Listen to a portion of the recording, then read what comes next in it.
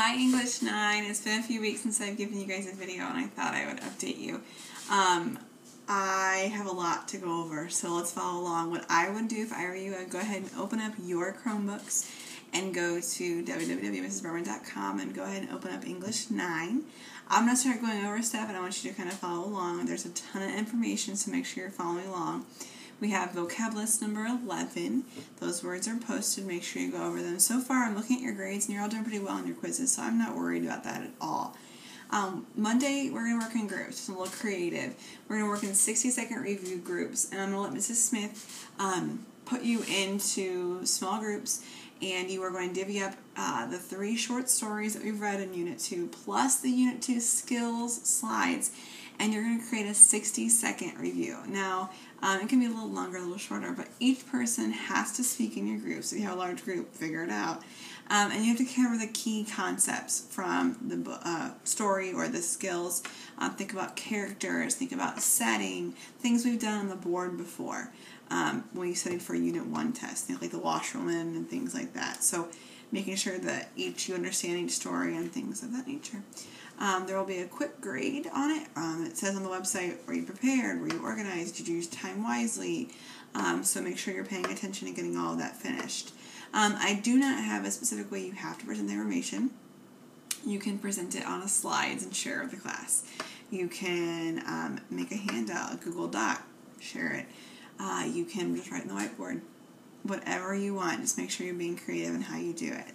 On Tuesday, you'll have the Unit 2 test, which will cover all the short stories from The Most Dangerous Game, Iris, the last 2 ones you just read when I was gone and I'm suffering from sleep deprivation, so those 2 stories. It's 18 questions, I believe, multiple choice, not terrible. Blog post number 17 is a long blog post. Instead of doing a formal writing right now, we'll just start starting on blogs, longer blogs, if you will. Blog post number 17 says, this is a longer post, what I just said. Please read this article and this article. There are 2 different articles. Both have a similar main idea and central idea, however you want to word it. And you're going to read them both, and you're going to do a compare and contrast post. Okay, it says, explain how the main ideas or essential ideas are the same. Do not just tell me, it says show me with examples from articles. Please set up your post with a few sentences at an introduction and at least 7 sentences in the body and then a few sentences in the conclusion. Okay? Be sure to read the articles. There are a little quiz at the end so you can check your understanding. Not a grade for those, but you can just read them and kind of check what you've read. Wednesday, we're doing conjunctions and interjections, and that means you get to watch Schoolhouse Rock videos. I've got them both linked there. And then you continue to work on your blog post number 17 on Wednesday. I've given you like a 2-day one since it's so long. Thursday, you'll have the Unit 3 skills presentation, the skills that we'll be going over during that.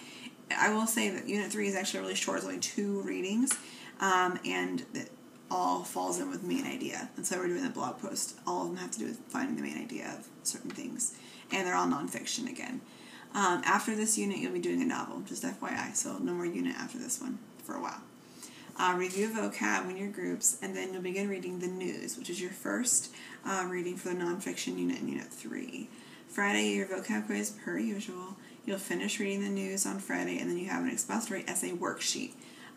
There are essays and articles that all go into nonfiction, so this kind of goes into a type of essay that you would have in nonfiction.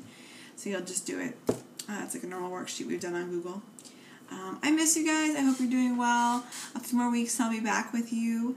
Everything's going well here. My mom and my grandma are visiting, and I got this sweet new scarf. My grandma went to Iceland and brought it back for me, so it's from Iceland.